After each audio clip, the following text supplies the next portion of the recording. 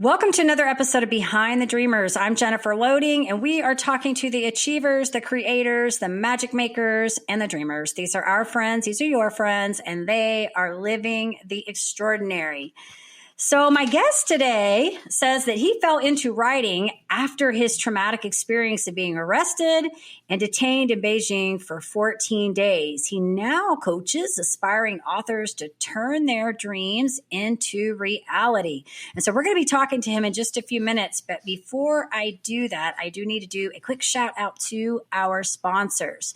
So today's episode is brought to you by Walt Mills Photography. If you are a creator needing post-production, consultation, or promotion, Walt is your guy. Whether short films, YouTube films, I can't talk today, photography work, or a new headshot, he can help you find a solution to meet your needs. To learn more about Walt and his work, you want to go to photosbywalt.com. We also want to give a shout out to our friend Chris Clow of Upbeat Media Production. If you are in need of turnkey special event, Clow is your go-to. To learn more about him and his work, you want to go to upbeatmediapro.com. All right, Chancellor, I couldn't get that out today for some reason. I don't know what was going on with that. It's all good. Sometimes I just get a little tongue twisted or tongue tied, right?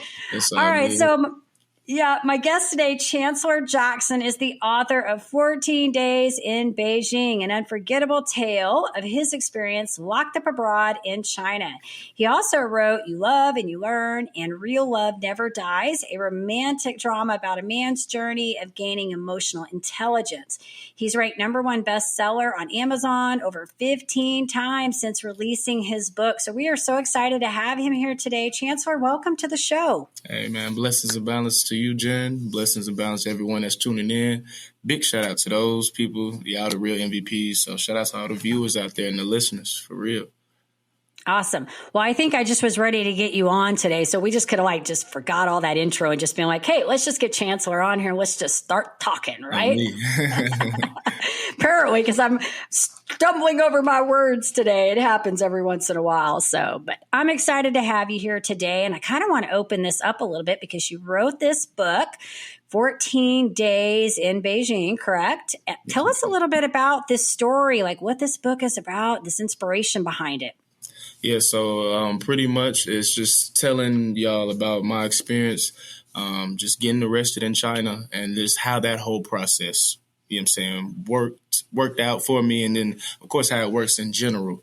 And you have no clue what's going to happen. You just been arrested inside of your apartment, and now you just following orders. You know what I'm saying? Nothing is being explained to you, nor are you asking any questions because, you know what I'm saying, we've been told don't talk to the police. You know what I'm saying? Keep your mouth closed. So you have no clue how long you're going to be in this predicament. Nobody knows you're in this predicament. And you're left to just fend for yourself, honestly. You know what I'm saying? To make sense out of it with, you know what I'm saying, the resources that are available, and it isn't many. So it's really just relying on faith, for real. Knowing that you're going to be good when it's all said and done. But just still, you have no clue how this thing's going to play out. But, hey, just sit tight, and you'll find out shortly, for sure. So once I was released from Beijing Jail 6, and I was immediately deported from the country, I want to say it was definitely about 2-3 months. Me being back, of course, just getting adjusted and just trying to figure out what's going to be my next steps moving forward. I was presented the idea to write the book from one of my friends that I grew up with. And he was a published author before we graduated high school in 2014. He was like, hey, bro, you should write a book about the experience. I was like, that's a great ass idea. I don't even know where to start. You know what I'm saying? And he took it even further, took my phone, went to my notes section, left me a 5-layer outline, and I started filling it in. And with me doing that, I caught a flow for how I wanted to tell the story. So I moved it from the notes on my phone to a Google Doc so I could finish typing it up. And 4 months later, the story was written. Additional 6 months to get it ready for publishing. And so I got locked up on April 4th, 2019, the anniversary date, April 4th, 2020. Exactly 1 year later, I released the very first version of 14 Days in Beijing. I was ranked the #1 new bestseller in 3 different genres. It was crazy. So just after that, just keeping the momentum going, marketing it, and steady releasing the book, because I originally released it as a series of short stories. So it was a 5-book series of short stories. Okay. So that definitely kept the momentum going all throughout 2020, and then 2021 slapped all 5 parts together as one book, and then trapped it out. You know what I'm saying? So that that's one complete novel. So I really just trapped it out for real. And then, of course, you know what I'm saying, worked on the audio book and rolling that out as well, doing, you know what I'm saying, the same way. And then, of course, falling into the romance field, you know what I'm saying, writing those 2 novels. And the inspiration from those, it was a number of different inspirations, and one of the key inspirations was a lot of women that was reading 14 Days in Beijing. You know what I'm saying? It was like, okay, you talk about this girlfriend of yours all throughout, you know what I'm saying, 14 days, but you never actually get to speak to her. And then you released, and that, you know what I'm saying, you get on the plane, that's the end of the book. So what happened with y'all? What's the tea on that? How'd that play out? Right. You know what I'm saying? Right. So that was one of the inspirations that inspired the romance saga.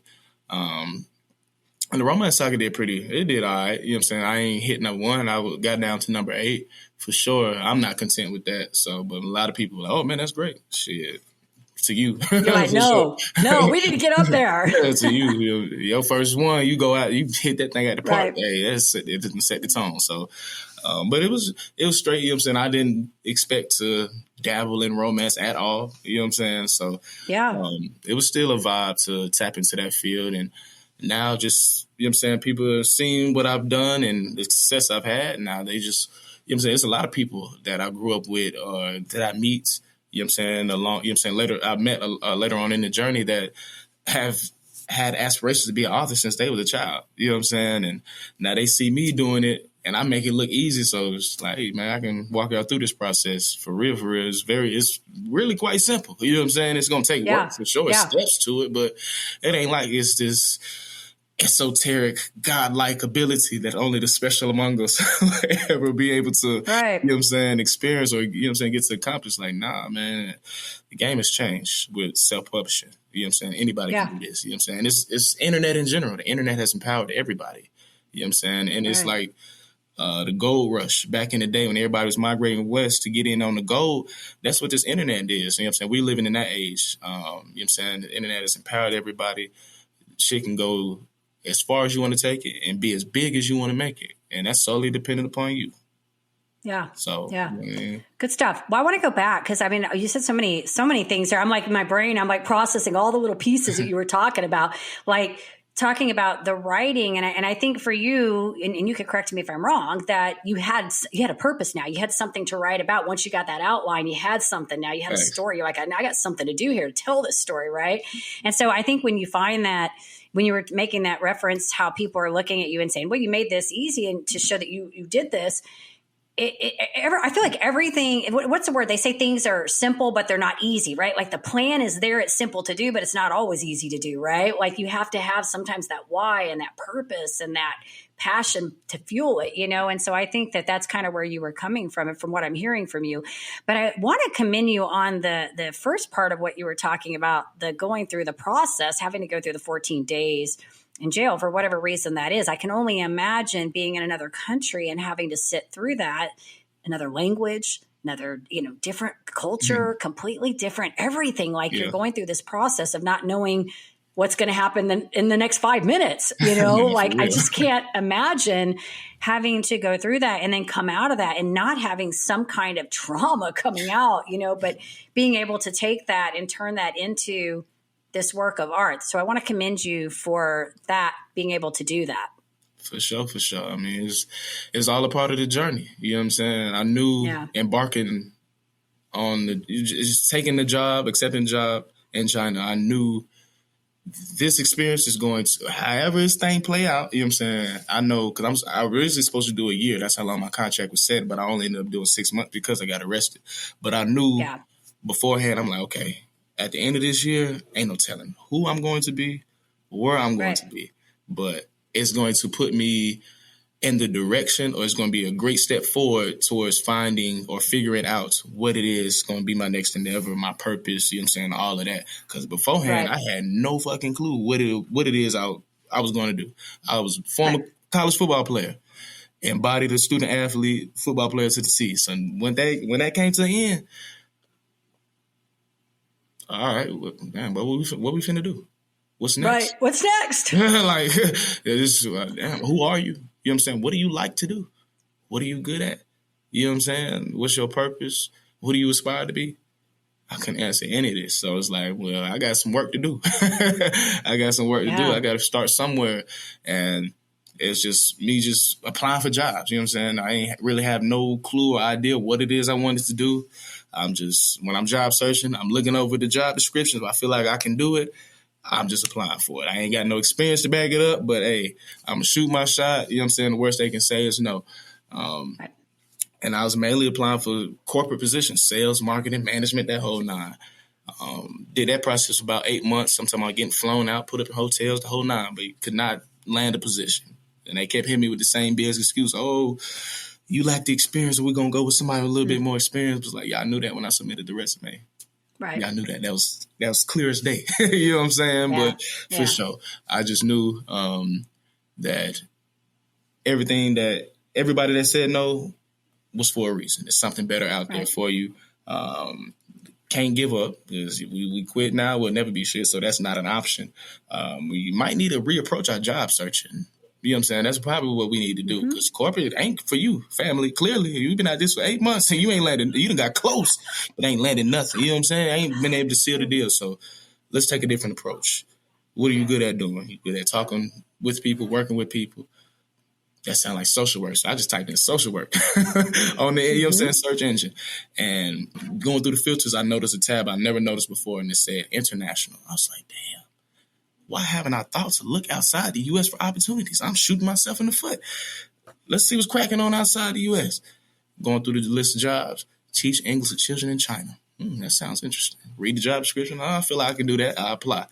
First job to tell me yes. So I already knew, all right, first job to tell me yes on the other side of the world, ain't no telling what this journey going to bring when it's all said and done. But I know it's going to put me in the position I need to be in moving forward. And it surely did. I ain't expect it to play out the way it did, but you know what I'm saying? For sure, it took all of that. Yeah.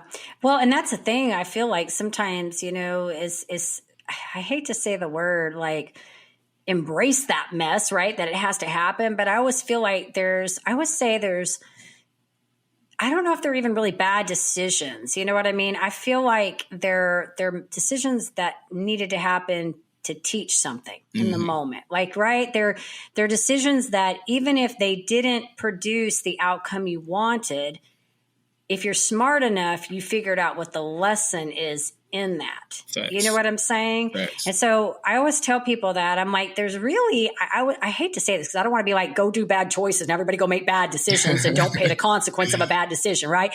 But what I'm saying is that every decision is either you gain something, like you win, or you're learning something. And John Maxwell, one of the mentors, I'm sure you've heard of him. I love his work. He's a former pastor. He does a lot of leadership stuff. And I learned about him when I was in network marketing, like very early on. And so I think he even has a book, Sometimes You Win, Sometimes You Learn. And he's got it both for adults and then for young children too. And I actually had purchased this book for my son when he was like 12 or 13 and had him read it, because I think it's so important to understand that when we have these things that come into our life that really just, I say, like, derail us, get us off, we feel like on this bad path. We have this choice at this moment to say, what do we do in that situation? Do we let it define us and be the thing that binds us down and never come out? Or do we look at that and go, okay, maybe I needed that in that moment to teach me something, and that's leading me to the next thing that I need to know that's great, It boils down to perspective, how you choose to look at it. And that's a choice, you know what I'm saying? So it's that simple, for real, for real. Yeah, perspective's good. I like that you said that too, because you're exactly right. It is all about perspective, right? Because the same thing could happen to two people, and one person could look at that and say something completely different and come out of that and be bitter and sore about the whole situation. Another person can come out and say, I'm going to write 3 books. Hello. You know what I mean? For sure. Right? So good on you for like looking at that and saying, I'm going to do something with that whole experience. Resiliency. For sure. Never let no hard time humble us. Yes, that's right. So you're working with people, helping people do books, right? Like coaching people on this stuff. Tell us a little bit about that. Yeah, so anybody out there that has an idea or a concept for a story but don't know how to go about putting it on paper, or say you've written a whole book but don't know how to go about publishing, I could walk you through either or process or both of them if need be. I've been working with folks since I released 14 Days back in 2020. I've had one person see the process all the way through, and he released his book last year in October, and it's titled The Fatherless Child by Anthony McKinney. And it's a great, great read. It was ranked the #1 new bestseller in 2 different genres upon his release. And it's pretty much a story about him growing up in rural Mississippi back in the 90s and how he was molested before the age of 10 by kids themselves, pretty much, and how that situation affected him at that young age, you know what I'm saying? And then, of course, everything that transpired after it and, you know what I'm saying, what led him to being who he is today, being a part of the LGBTQ plus community. And it's a great read. Powerful, powerful read. When I was editing, I was like, boy, this give me 14-day vibes. Like, this is going to go crazy. And it sure enough did. No cap. Awesome. So big shout out to him. And man, just got some more people I'm working with. Got people that's really, we on the last stretch. It's like, man, it's solely dependent upon them. You know what I'm saying? How fast these books get done. So it's, you know what I mean? I always do my part. So it's up to them. You know what I'm saying? Yeah. Well, and congratulations on helping this, this book get out and all that. That's awesome to see something that you've helped kind of behind the scenes, get to the fruition, come to the finish line. So congratulations on that. And I do agree with you that yes, you can lead them, but they have to take the steps forward. It's the same thing when I coach people too. It's, when I'm working with entrepreneurs to help them, whatever they're trying to do, reach their goals. It's the same thing. I can lead them there and I can kind of guide and, encourage and do all the cheerleading, but they have to take the steps, right? And that's sometimes is the frustrating part because we put all of our heart and soul into trying to help them to go. We see the potential and really want to see them cross that line, but they got to go. I had one client, he skipped a bunch of steps. Like he just got it on paper. I gave him one set of revisions and then boom, he just uploaded. I'm like, hold on, bro. It's like, hold on, bro. You skipped so many. That was just one set of revisions, bro. We're gonna have to revise this at least. Man, he's like, forget that. I'm ready to get it out. I'm like, if you continue, I'm content. You know what I'm saying? It's your book at the end of the day. That's what we pride ourselves in at Corley Publications. We're just here to help you through the process. When it's all said and done, you gonna own your work. So entirely, you're going to be entitled to all your royalties. We ain't got nothing to do with none of that. We just help you, you know what I'm saying, bring it to fruition and, you know what I'm saying, putting it out there. That's all we doing. So, you know what I'm saying? What would you say, like when you were creating your book? Because I already know what your hardest thing. I would say just your journey getting to where you were with the book. But I want to talk specifically about the book part because we, have people on here that are creators and entrepreneurs and a lot of authors. And I wrote a book myself, so I kind of understand that journey too. What do you feel like was maybe the trickiest part for you in this process? Because obviously you know what you're doing because you're helping other people. So what do you feel like maybe was your trickiest part? Trying to either maybe get this business up or get the book out? Was get the book out first. That was getting the book out. That was the only end game. Because I'm like, after going through that experience, I'm like, all right, I ain't go through that for no reason. You know what I'm saying? Of course, it's something I need to learn and take away from. But I feel like it was bigger than that. I'm like, it's something I'm supposed to do with this story. I don't know what or how I'm going to do it, but I just know it's something. I'm supposed to do something. And then I was like, hey, bro, you should write a book about it. You know what I'm saying? But it was still just far as this would be a great way for me to give it to the masses. You know what I'm saying? Versus me just sitting here having to tell the story over and over again 1,000,000 times, even though I still do that. But you know what I'm saying? Just having it on just as a product or, you know what I'm saying, on the platform that people can tap in with. I was like, okay, this book thing, that's going to be the way to go.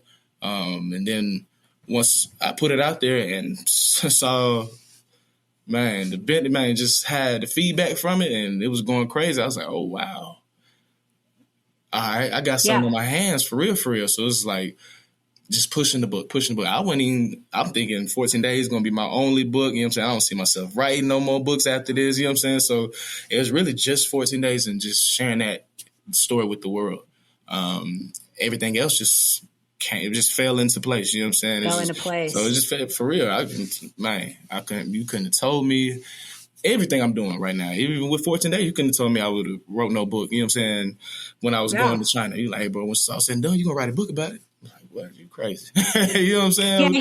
Yeah, you didn't come, you mean you weren't, when you were a kid, you're like, I'm going to write a book when I grow up, right? Like, no, isn't that funny how life is? Like, you have no idea, like, how these things just sort of come about sometimes, right? Like they just sort of happen, and it's not by accident. I think that the series of events lead up to it, obviously, sure. Right? But it's so funny if you were to skip all the in between and from here to here, you'd be like, how? You would have never saw the how. You would have never known how that was going to get to that place. No, facts. You know what I'm saying? When I was a kid, crazy? I wanted to be the first black president of the United States. That was my, you know what I'm saying? That's the career I wanted to fulfill. And then Barack Obama came and blew that out the water. So I'm like, well,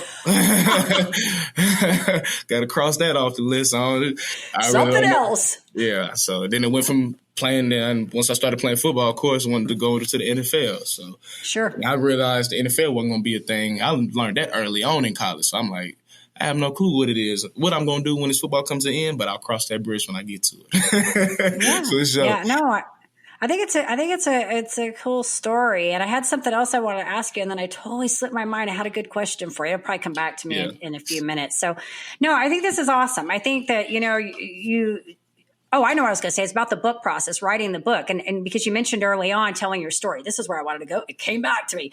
Because I know, like, for me, when I wrote my book, it was kind of about my story that I went through between 2012 and like 2017 when I was dealing with this medical condition and kind of what I learned in that process. And I really got so tired of explaining this to people that I'm at the place where I'm like, just read the book. You'll find out everything you need to know about me in the book. You know? Oh, me. Then I don't have to explain it when I tell you that, like, I'm going through a medical thing and they're all connected, right? Like they're all connected. And I'm still dealing with this. Just read the book. It's like my business card, my biography. Man. You can get everything you need. So that's what I was going to ask you when you were saying that about how, well, my story is in there. Do you feel like sometimes you're just like, here, just read the book.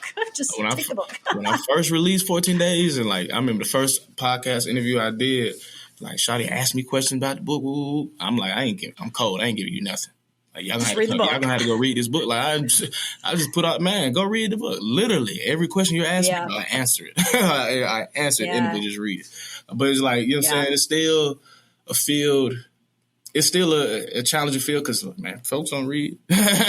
Folks don't really read like that. You know what I'm saying? Yeah. You got avid readers, you know what I'm saying? But that number in comparison to people that don't read. Yeah. Well, and it's funny that you say that about reading, because that's like one of the things, like when I'm working with my clients, it's like one of the things that I really emphasize as part of personal development, that if you're not going to take time to read, you need to either listen to some positive podcast or watch some positive stuff. But I'm really a big advocate for reading. One of my guests that I just had on my show sent me a book, and I'm loving it. She was in the Army. She was an intelligence officer, and then she went into education, got her master's degree from Harvard. She was an English teacher. Mm-hmm. And what she did is because when she was teaching English, I think she was teaching ninth graders, and they were, English is one of those subjects, you either like it or you hate it. I hated it, absolutely hated it. She would take stories and she said it started with the book of Mice and Men, and she would take stories that were out of the literature that they were reading, and she would apply it to everyday applicable situations for the kids so that they could understand it. Mm-hmm. And so then the stories started going home with these kids, and they were sharing them over the dinner table. And so she became kind of known for like teaching these life lessons to these kids. And so she wrote a book, and I think it's something like Find Your Mini Pumpkin, Live Your Life with Purpose, or something like that. I've got it in the other room, but she sent me a copy of it. So I'm kind of reading that right now, and it's fun because it's all about life lessons. But I really liked how she took the English literature and used it, to teach lessons. So I won't say I always love to read, but I do love to read, if that makes sense. I know that I need to read because it helps me with my creativity and my ingenuity and all of that stuff. And I'm a big, big fan of when I talk to my clients, I'll be like, what are you reading right now? What's in your book? What's in your arsenal of books right now? And it's even on my rapid fire, a lot of times I'll ask, what's your favorite book? Because I want to know what people say, because it helps me with my book list. Thanks. For sure. So yeah, but you did your book in audio too, right? Like you did an audio version. Yeah, for right? 14 days. Yeah, and I'm narrating it, so it's a vibe. You know what I'm saying? That was strictly for them folks that don't like to read. Like, I got you. you have no got you covered. You have no excuse to not embark on this 14-day journey with me. Come on. Yeah, they can sit when they're working out. They can put their headphones in or whatever, their little earbuds in. They can listen to you narrate their story while they're and thinking, man, dude, this guy like lifted out. I need to be working harder. I need to be going. No cap. Get your popcorn ready. That's all I say.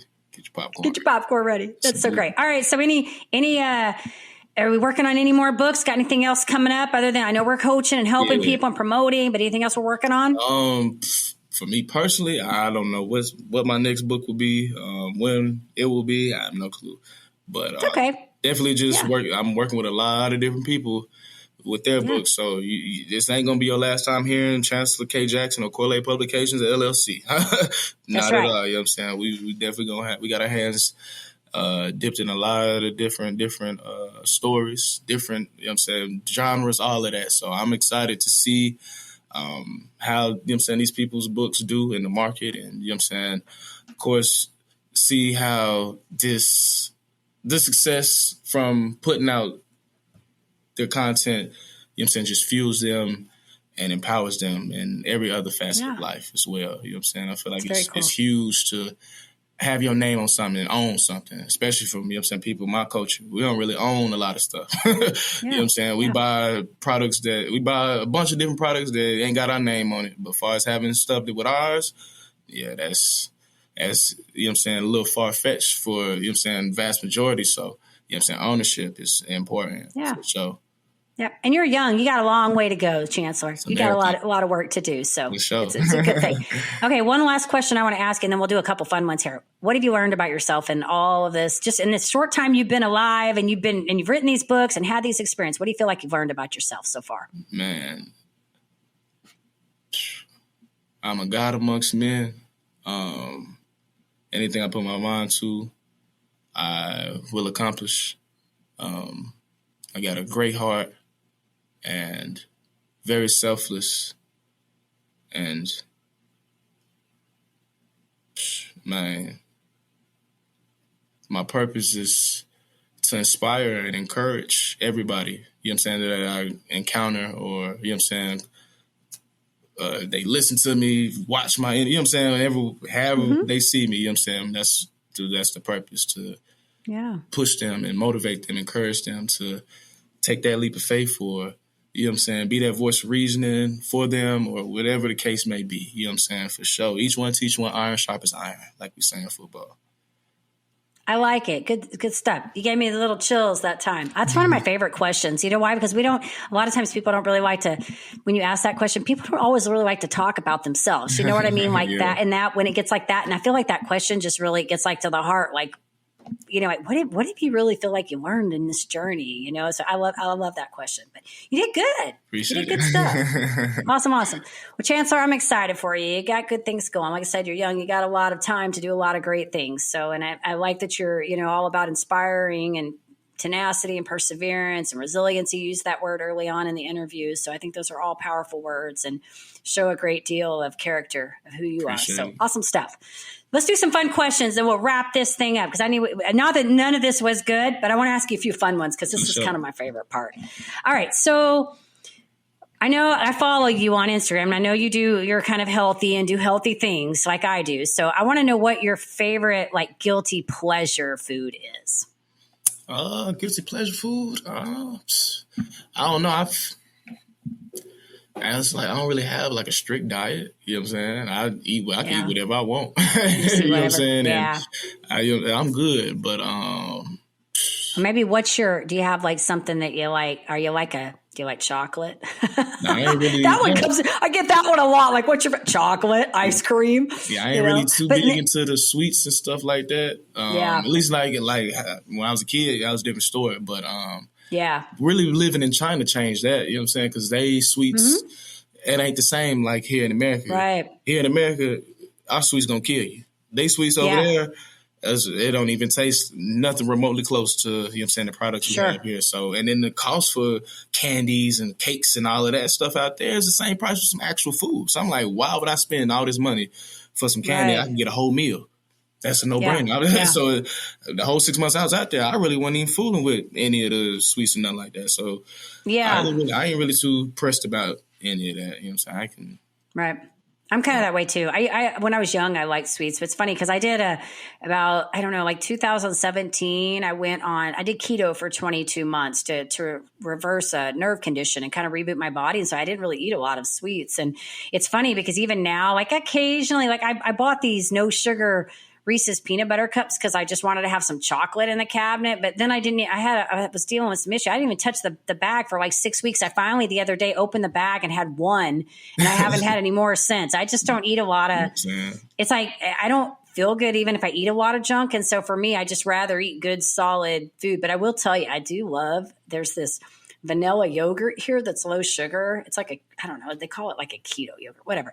I love it with granola and fruit. Right. Like that is like my dessert. Like every day, like at 10 o'clock, I eat breakfast and then I go work out and then I come back and I'm like, I need yogurt, granola. And I have it this time around, but I'll make like my own low carb granola. Like I'll make a big batch of it and then I pour that in there. But I actually bought some at the store this time. So, but that's like my junk food.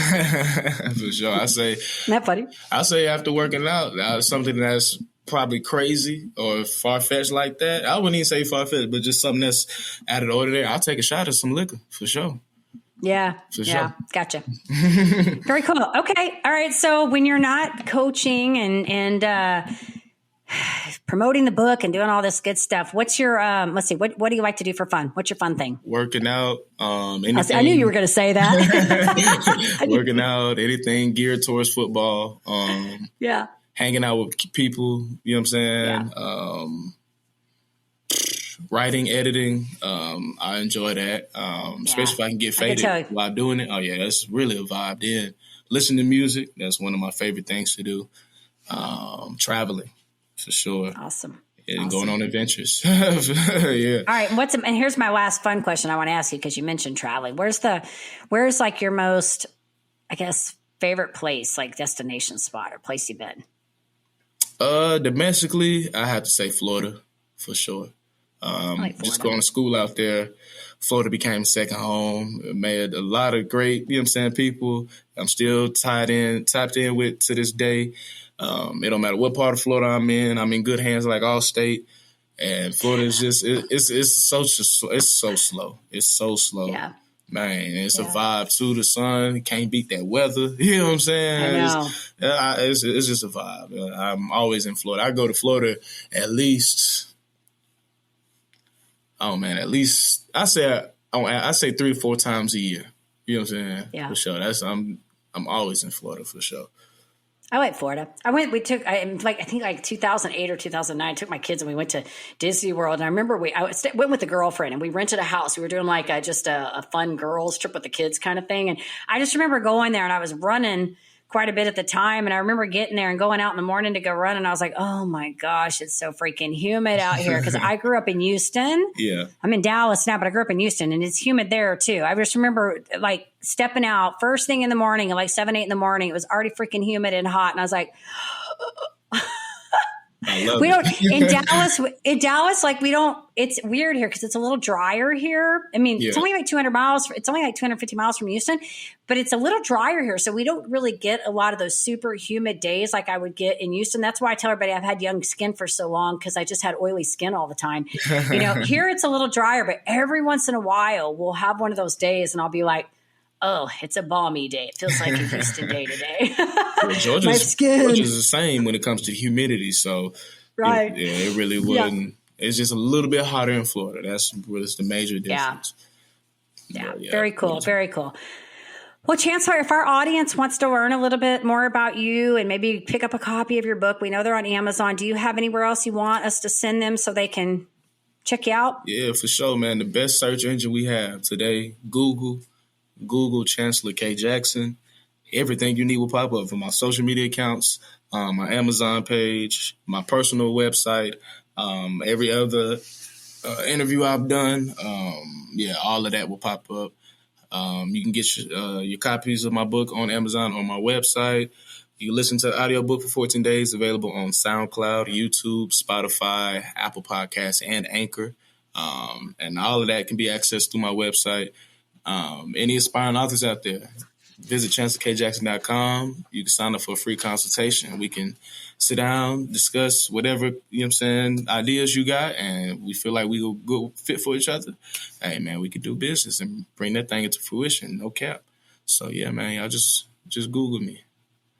Awesome. Google's a great thing, right? Sometimes it's good, sometimes it's not. Like, that's what I tell people, they pull my name up. It's like, it's all there, like everything.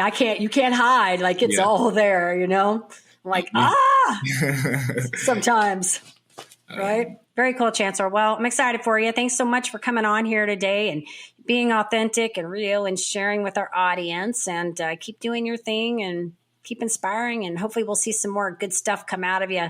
For sure. I want to leave you with this message real quick before we dip up out of here. And the message is from Nipsey Hussle. For those that don't know who Nipsey Hussle was a rolling 60s Crip from South Central Los Angeles, but as a philanthropist, philosopher, serial entrepreneur, well known for his music and his clothing line.